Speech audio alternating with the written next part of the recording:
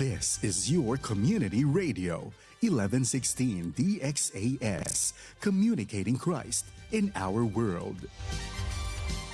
Mga usapang pampamilya at mga usapin ng tamang pagpapasya. Abay, sasaan ka pa? E di siyempre, dito ka na makinig sa Family Matters.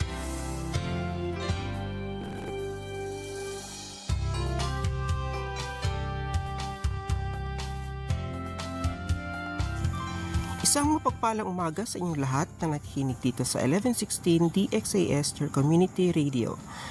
Ngayon po ay araw ng Sabado, ang espesyal na araw ng Linggo dahil ito ang Saturday edition ng Family Matters. Ako po si Ibs Ismael at samahan niyo ako ngayong umaga sa isang oras ng kwentuhang pampamilya na may espesyal na pangangailangan. Na patuloy na naghahanap ng pag-unawa, lakas at pag-asa. Kaya kung ikaw man na nag-iisa o may kasama, puno ng tanong, pangamba, kung nasaan ka man ngayon sa buhay at kung nasaan ka man sa Pilipinas o sa iba't ibang panig ng mundo, Assalamualaikum, Buenas tardes, maayong buntag at magandang umaga po sa inyong lahat. Welcome po sa Family Matters Saturday Special, kung saan ang bawat pamilya ay may mahalaga at ang bawat kwento ay may puwang. So mga faithful naming listeners ng Family Matters, maraming salamat po sa inyong patuloy na pagtitiwala. If this is your first time, sana po hindi ito ang huli dahil dito hindi ka lang welcome. Dito hindi ka mag-iisa. Kasama mo ang Diyos at kaming kapamilya mo sa DXAS. Kaya let's spread the love of God ngayong umaga. I-contact nyo na po ang inyong mga loved ones and join the discussion this morning. Let's make a meaningful time together. Dahil ang Family Matters po ay programa para sa totoong pamilya, may totoong tanong, may totoong pinagdadaanan, pero may totoong Diyos at pag-asa. Halina't huwag mahiya't mag-alinlangan at sumali sa ating kwentuhan. Mag-text sa 0916-296-6625. Pwede din po mag-comment sa ating FB page na 1116 DXAS, your community radio. Ngayong bagong taon, muli nating umpisahan ang ating usapan with our Bible verse. Let's open the Bible to James 1:19. It says, "My dear brothers and sisters, take note of this. Everyone should be quick to listen, slow to speak, and slow to become angry." Ayon naman po sa Santiago Kabanata 1, talata 11, tandaan ninyo ito, mga minamahal kong kapatid. Dapat maging handa ang lahat sa pakikinig, maging mahinahon sa pananalita at huwag agad magagalit. Alam ba ninyo po na ang James 1:19 ay itinuturing na isa sa pinaka-practical na verses sa Bible para sa araw-araw na buhay? Maikli lang siya, isang pangungusap lang pero may 3 instructions na agad na kayang magbago ng relationships natin, lalo na sa loob ng pamilya. Everyone should be quick to listen, slow to speak, and slow to become angry.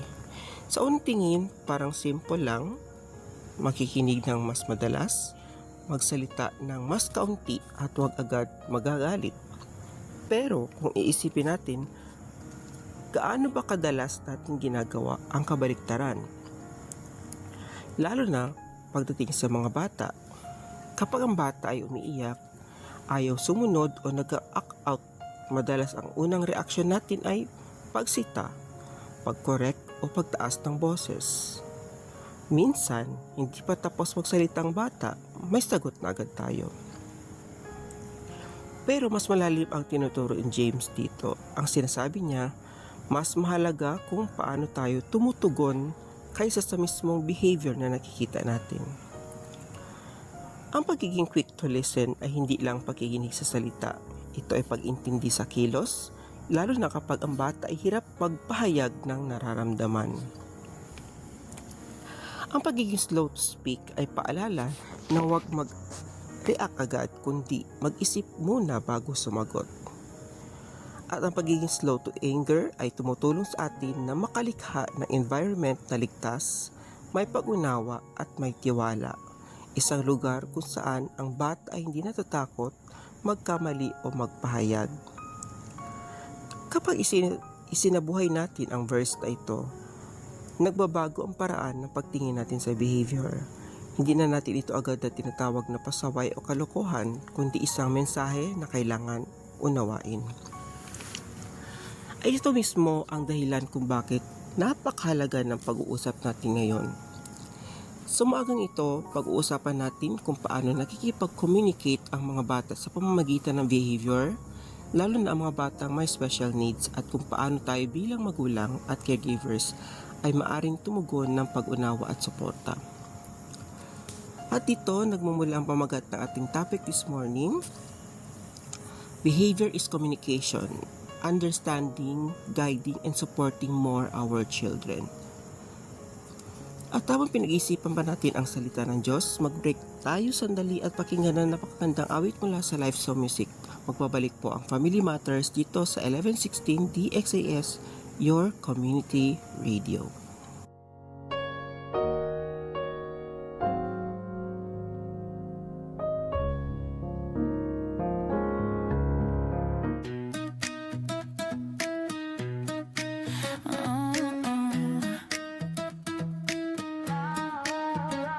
Beyond the cover, beyond the page, a message that lives for every age. Don't just read it, do what it says. Follow Jesus every day. As we read it, as we pray, as we obey, we will grow, grow, grow, grow, grow. Discover, inspiration, mission, scripture, God's living word, changing the world. Discover, inspiration, mission, scripture, God's living word, changing the world. Beyond the cover, beyond the page, a message that lives for every age. Don't just read it, do what it says. Follow Jesus every day. As we read it, as we pray, as we obey, we will grow, grow, grow, grow, grow. Discover, inspiration, message, scripture, God's living word, changing the world. Discover, inspiration, message, scripture, God's living word, changing the world. It's a map, it's a lamp, it's a light, it's a sword. This is God's living word. As we read it, as we pray, as we obey, we will grow, grow, grow, grow, grow. Discover, inspiration, message, scripture, God's living word, changing the world. Discover, inspiration, message, scripture, God's living word, changing the world. Let us discover, inspiration, message, scripture. At least it's scripture, scripture.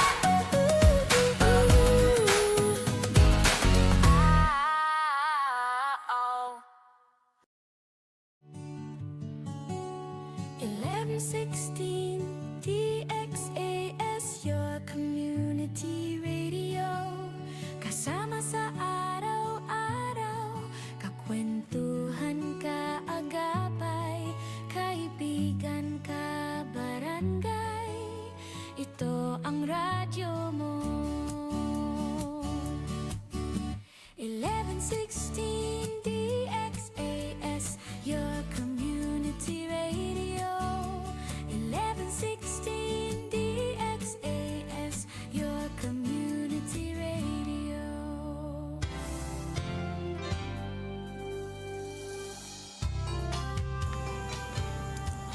Kayo pa rin nakikinig sa 1116 DXAS, your community radio.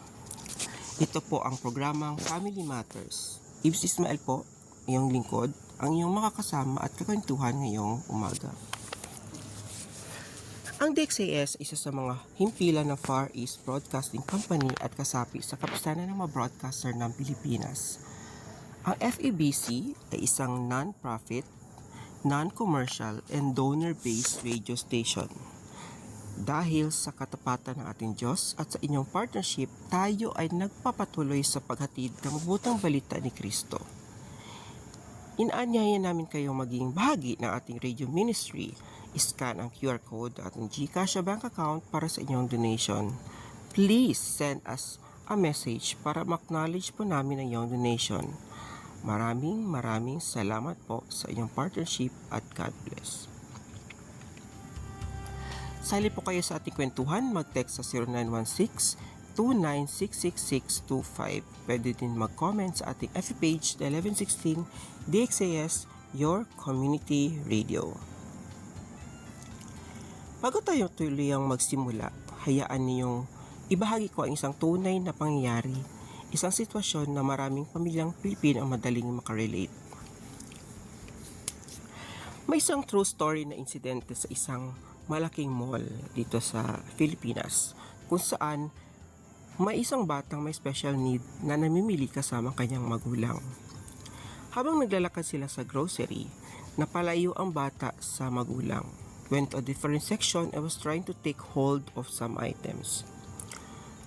Napansin ito ng isang staff hanggat napunta sa isang security. Nung hindi na kaya, agad nilang dinala ito sa security facility at inassume na nagnakaw yung bata. So ginawa ang pagsita sa harapan ng maraming tao, may maraming mga nakatingin, mga bulong-bulungan. Kaya they brought that child to a security facility sa basement at detained at labeled as thief. The horrible experience led the parents to the media. The newspaper clipping of the incident caught the attention of the administrators of the mall. Then, that incident changed the mall completely. Actually, hindi naman talaga siya nagnakaw. Ang ginagawa niya might be a sensory behavior. Yun yung paghawak ng mga bagay para tulungan ang sarili niyang mag-regulate sa isang overstimulating na environment. Iba-iba kasi ang paraan niya sa pag-unawa ng ownership. Pero sa oras na iyon, huli na ang lahat. So ano ba naging problema? Hindi ang behavior ng bata. Ang naging problema ay kung paano binigyang kahulugan ang behavior. Nakita ng mga adults ang kilos pero hindi nila intindihan ang mensahe sa likod nito. Sabi nga, there are two sides of the coin. Tinuturing itong maling asal kahit ito ay isang paraan ng pagkikipag-communicate. At may mahalagang aral ang kwentong ito. Kapag hindi naintindihan ang behavior, nanguhusgahan agad ang bata. Kapag naintindihan naman ang behavior, nasusuportahan ang bata. Ito ang dahilan kung bakit mahalaga ang usapang ito. Hindi lang para sa mga magulang na batang may special needs, kundi para sa mga guro, caregivers, tindera, security guards, at ang buong komunidad. Dahil ang ganitong sitwasyon ay hindi lang nangyayari sa mall. Nangyayari dito sa jeep, sa simbahan, sa parke, o sa lahat ng lugar na pwedeng puntahan ng tao. Kaya with that, let's try to navigate a big issue this morning by understanding challenging behavior in children with special needs. Unahin muna natin ito. Lahat po tayo may challenging behaviors, hindi lang bata, hindi lang may special needs. Ikaw, pagpagod ka, stress sa trabaho, gutom o may problema sa pamilya, mapapansin mo ba na umiiksi din ang pasensya mo? Mas mabilis kang mainis, mas malakas ang boses, mas tahimik o gusto mo lang mapag-isa. Yan po ang challenging behavior ng isang adult. Ngayon, isipin natin ang isang bata. Lalo na ang batang hindi pa marunong magpaliwanag na nararamdaman niya. So, paano ba niya in-express yun? Through communication. Sa psychology at developmental science, may isang napakahalagang prinsipyo. Ang kilos ay paraan ng pakikipag-usap. Ibig sabihin, kapag ang bata ay umiiyak, nagwawala, nagtatapon ng gamit, tumatakbo palayo, biglang tumatahimik, may gusto siyang sabihin, hindi niya lang alam paano. Para sa batang may autism, mas totoo ito, hindi dahil mas pasaway sila, kundi dahil iba ang paraan ng pag-intindi nila sa mundo. So ano bang nangyayari sa isip ng isang batang may special need? Based sa research sa autism spectrum disorder, maraming batang may autism ang nakakaranas ng mga sumusunod. Hirap umintindi ng social rules. Ang mga bagay na automatic sa atin tulad ng hintay ka muna, makinig ka, o huwag kang magsalita habang may nagsasalita ay hindi automatic sa kanila. Kailangan itong iturong paulit-ulit at malinaw. Ikalawa, hirap magpahayag ng emosyon at thoughts. I remember mayroong isang occupational therapist na nagsasabi sa akin na there are certain concepts in life that they don't really comprehend. Gaya ng justice, righteousness. So, aside from nun, ito, emotions and thought about love, about happiness. There are certain concepts in life na hindi nila masyado na nagigets, or ito, concept of time. So maraming batang may special need ang alam nilang may mali, alam nilang hindi sila komportable, pero hindi nila alam ang tamang salita para sabihin ito. Hindi nila kayang sabihin na I'm overwhelmed o hindi niya kaya ang ingay. Kaya sa kilos ito lumalabas. Ikatlo, hirap sa pagbabago na routine. Kung sanay ang bata sa 7 a.m. o 8 a.m. papasok at 10 a.m. ang snack time, kapag biglang nagbago ito, para sa kanila parang gumuguho ang mundo. Hindi sila nag-iinarte, natatakot sila. Consistency is comfortable for them. Ikaapat, hirap basahin ang emosyon ng iba. Kapag galit ka na, baka hindi pa rin nila alam. Kapag sarcastic ka, baka isipin nilang seryoso ka. Kaya minsan, napapagalitan na sila, hindi pa rin nila alam kung bakit. Nakakatawa siya pero sadyang ito ay may katotohanan. Ikalima, sensory sensitivities. Ito ang madalas hindi naiintindihan. Para sa batang may special need, ang tunog ng electric fan ay parang sirena. Ang ilaw ng mall ay parang flashlight ng camera. Ang haplos ay masakit, ang amoy ay nakakahilo. Pero minsan lang naman, hindi naman sa lahat. Isipin mo na araw-araw mong nararanasan ito. Hindi ka ba mapapagod?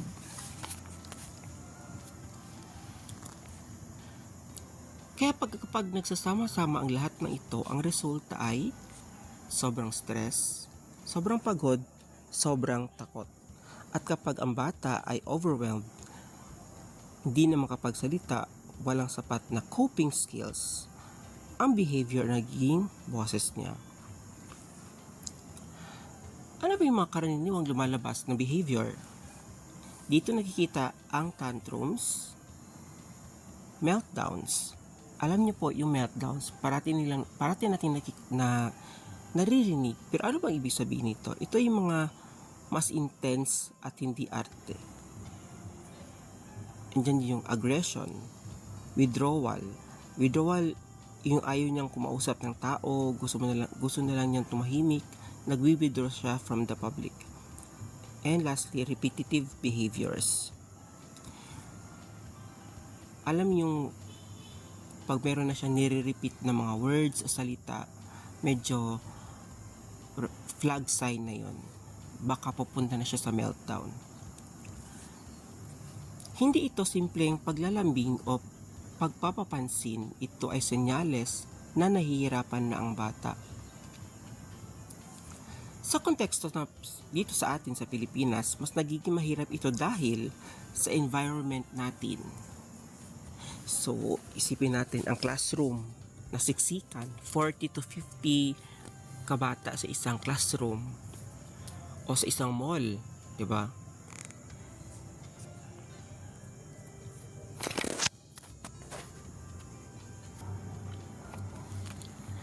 Andyan din yung mga family gatherings na maraming bisita at tanong.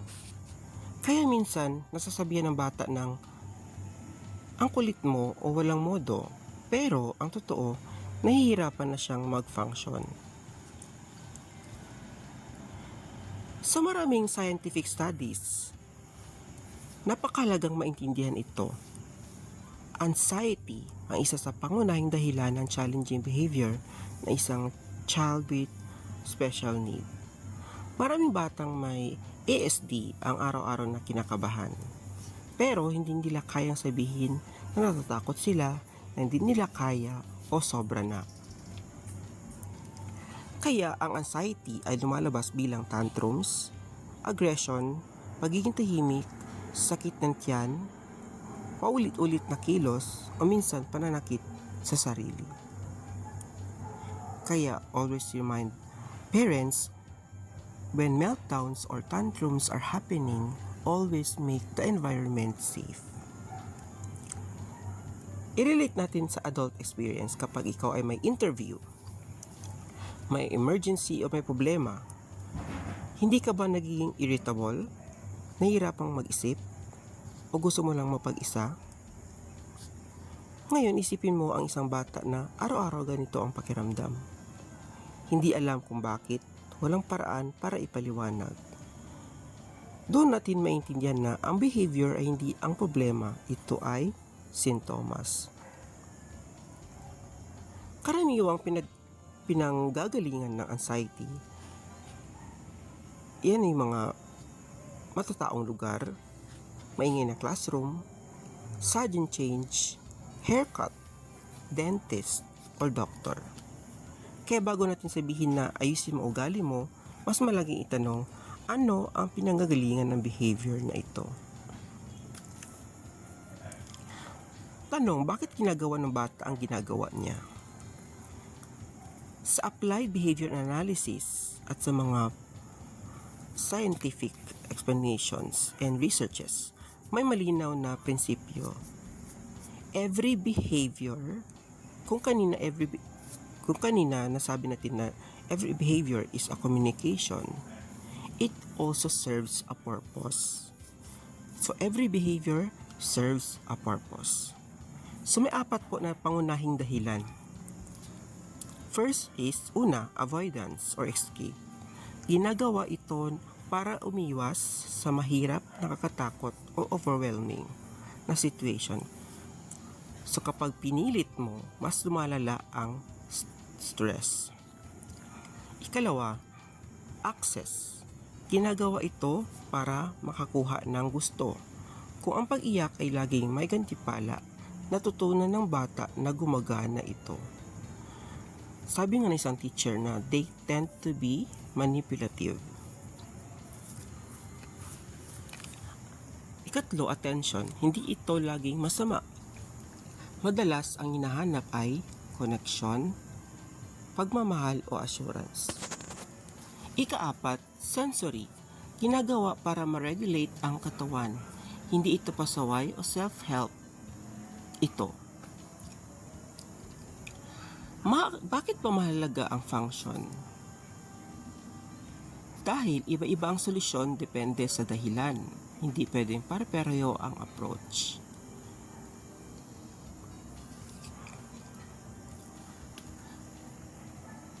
Pagtuturo sa pamamagitan ng sariling halimbawa ay isa sa pinakamagandang paraan upang ma-modify ang situation and behavior.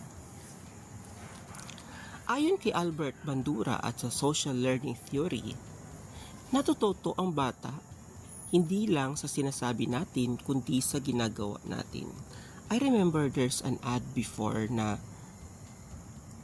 lahat ng ginagawa ng isang adult ay nakikita ng bata o ginagaya ng bata rather.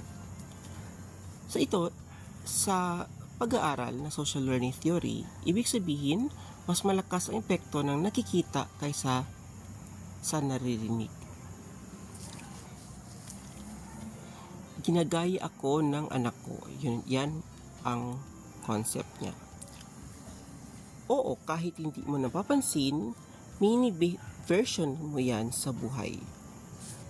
Kaya kung gusto mo natin ng batang kalmado, marunong mag-antay, marunong humingi ng tawad at marunong makipag-usap ng maayos, kailangan muna nila itong makita sa atin. Halimbawa sa totoong buhay, karaniwang nangyayari na pag may nabasag ang bata, sasabihin natin na, ilang beses ko na sinabi sa iyo, ang kulit po talaga. Pero, kapag tayo naman ang nakabasag ng baso, sasabihin mo lang, ay nako, ang malas ko naman. Napansin ng bata, kapag siya ang may mali, may sermon. Pero kapag si mama o papa ang may mali, okay lang. Nalilito siya kung paano ba talaga humarap sa pagkakamali. Kaya mas magandang modeling kapag ikaw ang nagkakamali, pwede mo ipakita sa kanya, ay, nakabasag si mama, mali ko. Hindi ako nag-ingat, lilinisin ko ito. So, from that, ano bang natutunan ng bata? Na sometimes normal lang ang magkamali.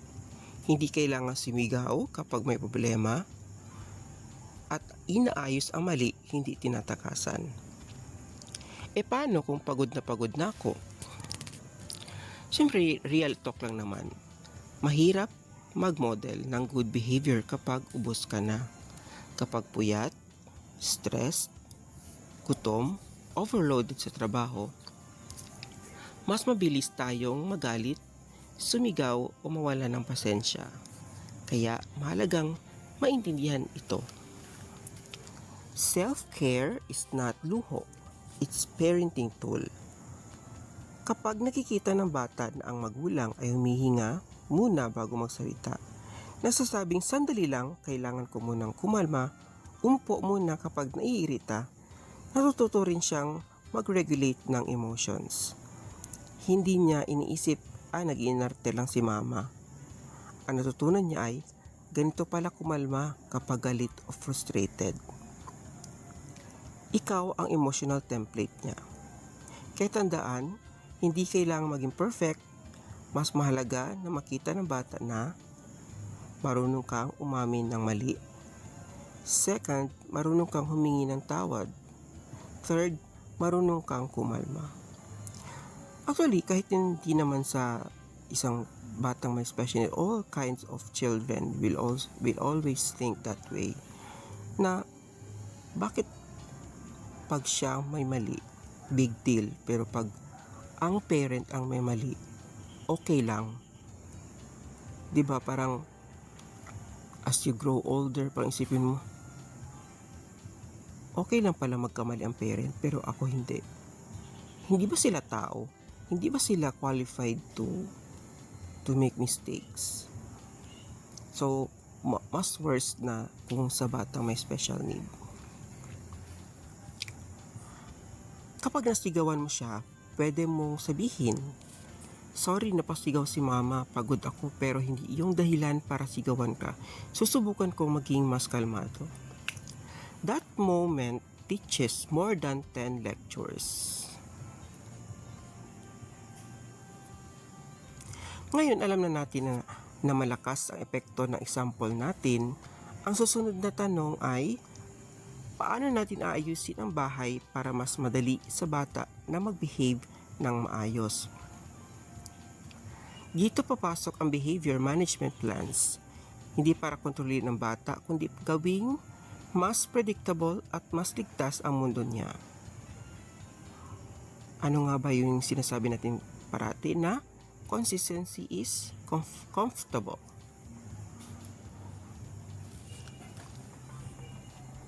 Pagbuo ng malinaw at mahinahong sistema sa bahay, ang effective behavior management ay hindi sigawan, hindi pananakot at hindi parusa agad.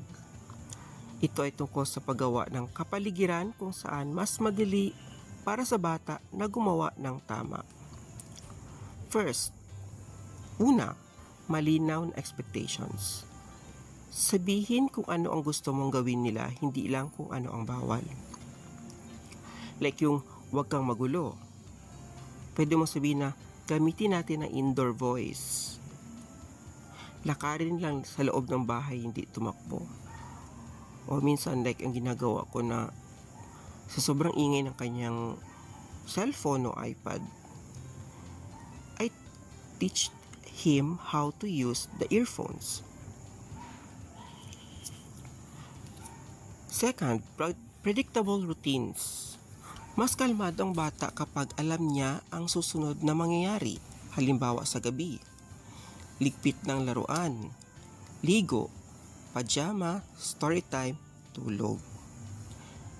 Kapag pare-pareho ang daloy, mas konti ang iyakan, tantrums at pagtanggi. Like ako minsan, pag sa umaga, alam mo yung hindi kasi predictable ang paggising mo sa umaga. So minsan, nagkakamali ka sa kanya na nauuna yung pagkain niya sa ligo. Tapos kinabukasan naman, nauuna naman ang ligo. That kind of disruptions creates meltdowns and anxiety for them. Dito, kapag pare-pareho ang daloy, nabibigyan siya ng sense of control at security. Tatlo, positive reinforcement. Mas lumalakas ang behavior na napapansin at napupuri. Hindi kailangan mamahaling reward. Mas epektibo ang thank you sa paghintay mo o ang galing mo, ikaw na mismo nagligpit. O napapansin ko, hindi ka sumisigaw kahit na-frustrate ka. Kapag pinupuri ang effort, mas gusto niya ulitin. Kapag mali ang ginagawa, hindi agad parusa. Ituro muli ang tamang paraan. Hindi yung ilang beses ko na sinasabi sa'yo, kundi sa mukhang gusto mong tumakbo. Dito sa labas, pwedeng tumakbo pero sa loob, lakad lang. Hindi ibig sabihin na pinapayagan ang mali. Ibig sabihin, tinuturuan siya, hindi pinapahiya. So ano ba yung mga nabanggit natin ng mga charts at behavior plans? So ang mga tulad ng behavior charts, PBI style rewards o house rule posters ay tulong lang. So marami mga parents gumagamit niyan para mas ma-remind ang bata o even sila na ito palang dapat na routine na ginagawa. Ay tulong lang. Hindi sila magic solution. Hindi sila parang agad-agad ang result.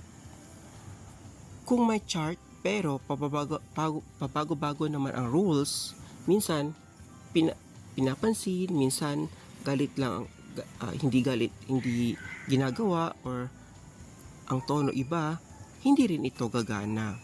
Kaya dapat, again, consistency is comfortable. So dapat pare-pareho po ang pag-approach and pag-apply ng mga principles. Dahil ang tunay na susi, again, consistency. Pare-pareho ang response. Second is empathy. Inuunawa ang pinanggagalingan ng behavior. And third is connection first, correction second. Bago mo itama ang behavior, siguraduhin mo na nararamdaman ng anak mo na kakampi ka niya, hindi kalaban. Huling mensahe para sa mga magulang, ang behavior management ay hindi sigawan, hindi takutan. Ito ay malinaw na expectations, predictable routines, at positibong paggabay. Empathy before discipline. Sa huli, gusto naming iwan ang mensaheng ito. Ang challenging behavior ay hindi kabiguan ng bata o magulang. Ito ay imbitasyon sa bawat isa para umunawa. Kapag natutunan nating makinig sa behavior, nagiging mas maayos ang relation, mas tahimik ang tahanan at mas ligtas ang bata. Kaya paalala, behavior is communication. Let us all learn to listen. Ngayong araw, we centered our conversation on one powerful and life-changing truth. Behavior is communication. Sa maraming bata, lalo na sa mga batang may special need, hindi lahat ng nararamdaman ay kayang ilabas sa salita. Kaya ang ginagawa ng bata, ina-action niya ang hindi niya masabi. Ang tantrums, meltdowns, pananakit, pag-iwas, pananahimik o paulit-ulit na kilos, hindi ito simpleng pagiging pasaway. Ito ay mensahe. Mensaheng nagsasabing may stress, may takot, may pagkalito o may pangangailangan hindi pa natutugunan. At dito pumapasok ang ating papel bilang magulang, guro at tagapag-alaga. Not to react agad but to listen beyond words. Ngayon, unti-unti nating inuunawa ang apat na mahalagang mga bagay. Una, understanding challenging behaviors. Pinag-usapan natin na ang behavior ay hindi personal na pag-atake sa ating, hindi ito rebellion. Kadalasan ito ay cry for help. Kapag naintindihan natin ito, nagbabago ang lens natin from punishment to understanding. Ikalawa, the 4 functions of behavior. Yun yung avoidance, access, attention, at sensory needs. This helps us ask the right question. Bakit niya ito ginagawa? Instead of, paano ko ito titigilan? Kapag tama ang tanong, mas nagiging tama ang sagot. Ikatlo, modeling positive behavior. Children learn more from what they see than what they hear. Kung gusto natin ng kalmado, kailangan natin ipakita ang kalmado. Kung gusto natin ng respeto, kailangan natin itong ipamuhay even sa gitna ng pagod at frustration. Sabi ko kanina, di ba? There are certain concepts that they cannot understand. So when they cannot understand that kind of concept, di ba? Isipin mo, nakikita mo ba si justice? Nakikita mo ba si love? Nakikita mo ba si righteousness? Di ba hindi natin, even us, hindi natin siya truly mag-grasp.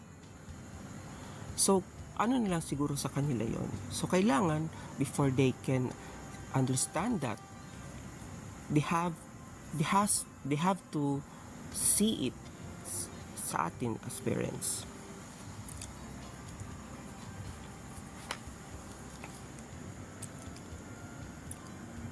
At ikaapat, creating behavior management plans at home. Hindi kailangang komplikado. Structure positive, reinforcement, at consistency. Ito lang ang 3 haligi. Hindi perpekto, pero paulit-ulit. Hindi minsanan, kundi pang matagalan. At dito natin makikita, kapag naintindihan natin ang behavior, mas nagiging ligtas ang tahanan, mas nagiging malinaw ang direction, at mas nagiging buo ang relasyon. Bago tayo magtapos, ito ang 3 simpleng paalala na maaari niyong dalhin at isabuhay araw-araw. Una, pause and observe. Bago mag-react, kuminto muna, tanungin ang sarili, ano kaya ang sinasabi ng batang ito sa pamamagitan ng kanyang kilos. Ikalawa, model calmness. Hindi perpekto ang magulang, pero powerful ang example. Ipakita ang kalmadong gusto mong matutunan ng bata, kahit mahirap, kahit pagod. Ikatlo, use positive reinforcement.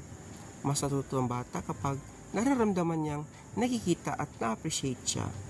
Purihin ang tama, linawin ang expectations at iwasan ang parusang walang paliwanag.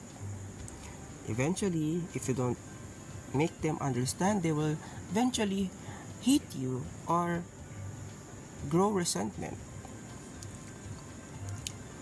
Ang mga prinsipong ito ay beautifully summed up sa ating Bible verse this morning, which is James 1:19. Everyone should be quick to listen, slow to speak, and slow to become angry. Kapag una tayo nakikinig, nagiging maingat ang ating salita. At kapag maingat ang salita, mas nagiging mapagpala ang ating kilos. At ngayon, bago tayo manalangin, I invite everyone, wherever you are, to pause for a moment. Ilagay ang kamay sa dibdib, huminga ng malalim. Kung ikaw ay magulang na pagod na, kung ikaw ay guro na minsan ay nalilito, kung ikaw ay isang caregiver, occupational therapist, o kung ano pa na naghahanap ng sagot, this moment is for you. Let us bring everything to God. Bago tayo manalangin, maaari niyong isama sa puso ang mga sumusunod. Pag-unawa sa mensahe sa likod ng challenging behaviors, higit na pasensya at katahimikan sa bawat tugon. Karunungan upang maipakita ang tamang asal, hindi lang maituro. Lakas para maging consistent kahit mahirap, at kapayapaan at proteksyon para sa mga batang nakakaramdam ng takot at anxiety.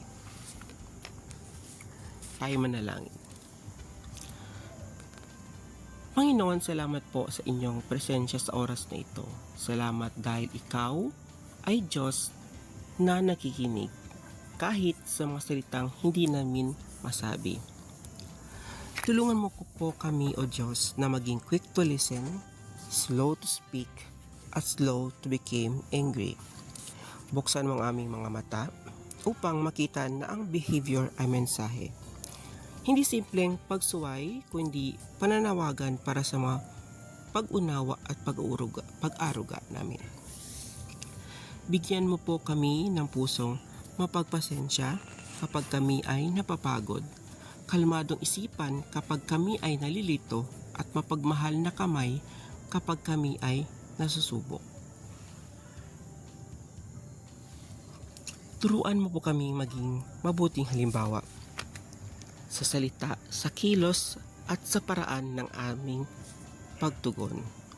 Tulungan mo po kaming ipakita ang buhay na nais naming makita sa aming mga anak. Ipinagkakatiwala namin sa iyo ang bawat bata, lalo na mga batang may dalang takot, anxiety at pagkalito. Balutin mo sila ng kapayapaan, punuin mo sila ng lakas ng loob, at ipaalala mo sa kanila na sila'y mahalaga, tinatanggap at may halaga. Ipinagkakatiwala ko rin po ang lahat ng magulang ngayong umaga. Alam ko po marami pong mga personal na struggle ang mga magulang na yan. And sometimes, we don't have the luxury of time to feel it kasi yung aming job as a magulang is 24/7, 7 days a week. And sometimes,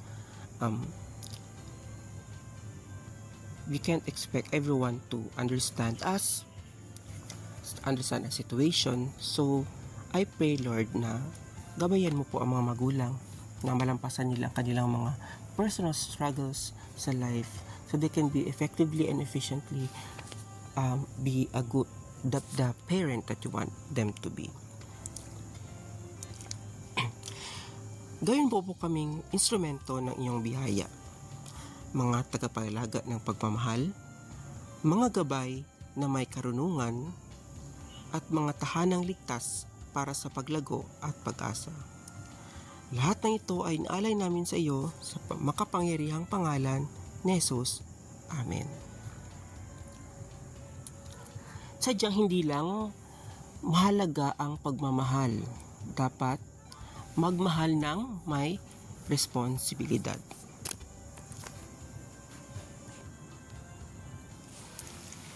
At this time, we would like to call on all parents who have child with special need to join us hand in hand so we can make the world a better place for our children, securing a kinder and more accepting future.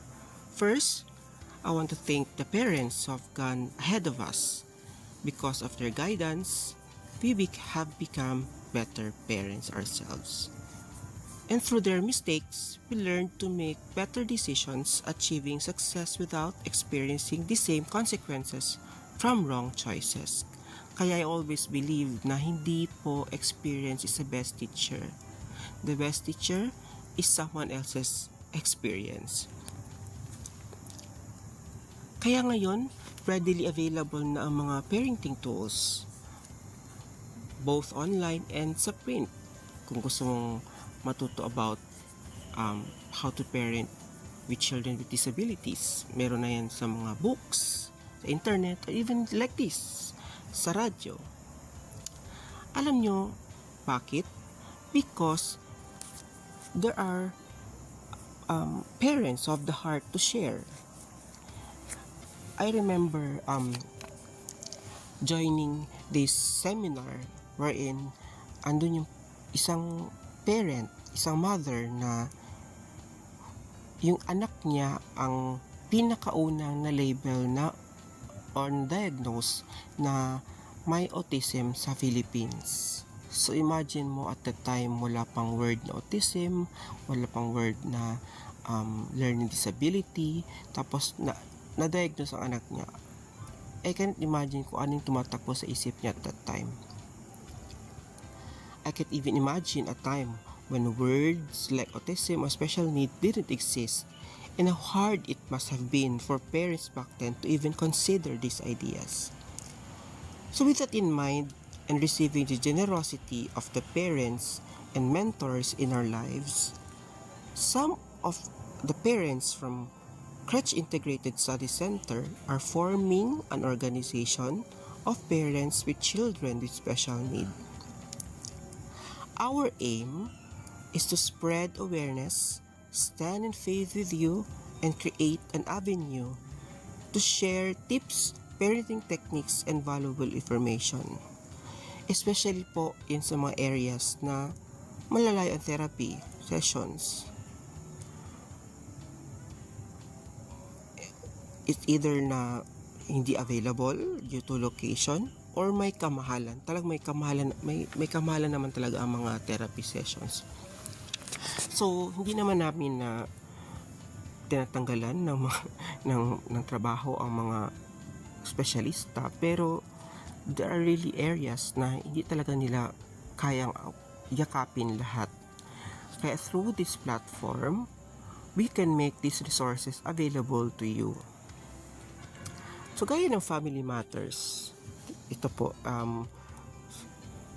let me give this a moment to thank DXAS for opening this Saturday special na Family Matters, catering with children with families with children with special need. Alam niyo po na iniisip ko marami talaga mga areas like Basilan, Holo, Tawi-Tawi na minsan malimit na nga yung mga espesyalista na nag-handle ng specific na sakit or disease.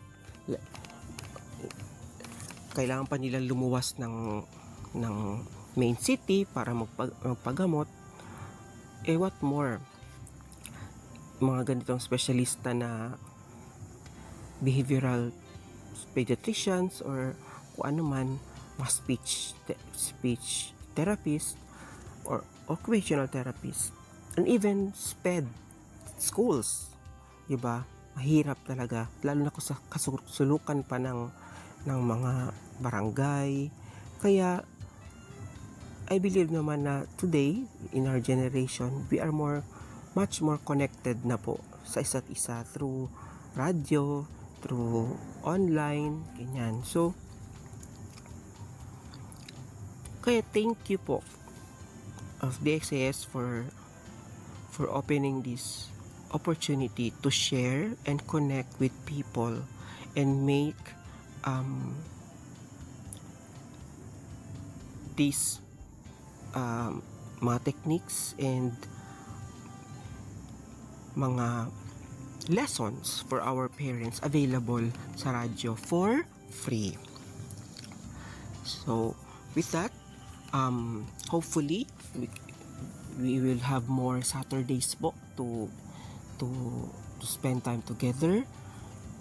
Alam ko marami pa mga lessons and mga issues na pwede natin i-discuss. Andiyan po yung mga struggle na how to make your child eat, paano ko ba siya i-discipline, ganun. Marami po pong aspects na pwede nating i-discuss. So by the grace of God, we will make every effort to help you become not just a loving parent but an informed parent, because informed parents makes wise decisions, helping children eventually grow into better citizens of this nation. So with that po, if you have the heart, contact us or comment down below. As much as possible po, we want to make everyone a part of this organization, because yun nga po, alam yung mahal talaga ang mga therapy. Kaya sabi ko nga sa isang doktor, yung attendan kong seminar na nag-teach about mga ganitong techniques, Doc, can I share this sa aking sa aking program? Ganyan. Sabi niya naman niya, go, sabi niya ganun. So sabi ko, okay lang po ba yun, Doc, na I can share mga scientific mga technique? Sabi niya, yes, you can name drop me. So, di ba, alam kong mahal ang therapy, alam kong mahal ang mag-access ng mga ganito, kaya let's give it for free sa mga hindi kayang mag-access ng ganitong mga information. And maganda pong platform itong organization kasi we can make GC or group chat. Doon pwede kayo mag-upload doon ng mga issues nyo, mga concern, ganyan. Gusto nyo pag-prayhan kayo, may mga tanong kayo na hindi nyo alam, and we can learn from each other. Lalo na yung sa mga, gusto ko nga talagang maging part din doon yung mga parents na malalaki na kanilang mga anak, kasi alam nyo, ito naman po talaga yung fear ng mga magulang. Minsan kaya nila dinideny ang ganitong sakit or ganitong disability kasi hindi nila nakikita yung future. Every one of us is really fear of the unknown. So, hindi nila alam kung may bukas pa ba ang kanilang mga anak. Pero alam nyo po, meron pa. Kasi, pag nakakarinig ako ng mga stories ng gano'n na yung anak nila 48 years old na with autism and may mga na-achieve na. So, yun yung mga stories na gusto kong iparating din sa inyo. Gusto kong i-inculcate sa inyo ngayon na yung mga anak nyo po, meron niyang pag-asa. Parents, fathers, mothers out there, kahit ito God forbid, pero kahit mawala na po tayo sa picture, sa buhay nila, mabubuhay po sila. Siyempre, nakakasad naman yon na iiwan natin sila. Pero it's reality na darating ang time na mawawala talaga tayo sa kanilang life.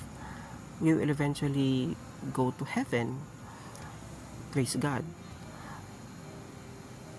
Pero, yun nga, kaya nilang mabuhay and they can be better citizens than us. Kaya huwag po tayong mawala ng pag-asa. Kahit gaano natin kamahal ang ating mga anak, wala pong makakapantay sa pagmamahal ng Panginoon sa kanila. And yun pong panghahawakan natin na kahit mawala tayo, they are assured that they will have a better place here in the world. Kaya, let's join this organization and take part. Lalo na kung ikaw, may mga parents dyan, lalo na ito talaga minsan ang inaasam ko, yung makakita ko ng parent na chef or may parent dyan na mahilig sa arts, may parent dyan na doctor, di ba? Or specialista or expert, ganyan.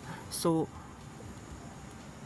maging bahagi po kayo ng ganitong platform and learn with each other, kasi yan na lang po ang panghahawakan natin na sa alam mo, I can imagine na doon ka sa kasuluk-sulukan tapos hindi mo alam kung paano magpalaki, tapos biglang alam mo meron ka lang ipipm. Hopefully wala po about money. Pero alam mo yung PPM ka lang na hi ate or hi kuya, hindi ko kasi alam kung paano pakainin ng anak ko, ano kayang pwede kong gawin. Tapos may mag-reply lang sa'yo agad na ganitong gawin mo, ganyan, magluluto ka ng ganito, try mo, tapos biglang nagawa mo, tapos kumain ng anak ko. Di ba ang gandang tulong yun? So yun po yung aming goal for this organization. So hopefully you will take part of this. So if the heart, again, contact us or comment down below. We will create a group chat where you can access information, and our goal is to make it available for free. No matter where you are, Basilan, Hulo, Tawi-Tawi, you are not alone. We in Zamboanga are joining hands with you as your partners in this journey.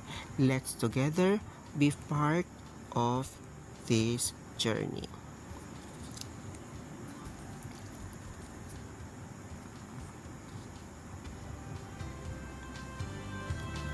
So with that, maraming salamat po ngayong umaga. Sadyang kay bilis po ng oras at dito po na po muna magtatapos ang ating kwentuhan sa umagang ito. Maraming salamat po sa inyong oras, pakikinig at patuloy na pagtitiwala sa Family Matters Saturday Special dito sa DXAS. Even personally, nagpapasalamat po ako sa ganitong opportunity na nabigay po sa akin. Lubos din po kami nagpapasalamat sa ating masisipag na technicians, Kuya Romel Paulino at Kuya Rolando Alfonso, na walang sawang maglilingkod sa likod ng himpilan. Kinaanyahan po namin kayong samahan kami araw-araw. Ang Family Matters po ay maririnig Lunes hanggang Sabado, iba-iba po ang mga topics niyan, at sa Saturday special po yung ating for families with special needs every 9:30 po ng umaga. You can also check us on Facebook and YouTube channel. Muli, ako po si Ibs Ismael na nagpapaalala na ang bawat hamon sa buhay ay mas nagiging magaan kapag sinimulan natin sa pag-unawa at hinaharap natin ng may bukas na puso at pagtanggap. Ang Family Matters ay kasama niyo po sa pagtaguyod ng pamilyang Pilipino. Hanggang sa muli, at sana hindi ito ang huli. Magandang araw po sa inyong lahat.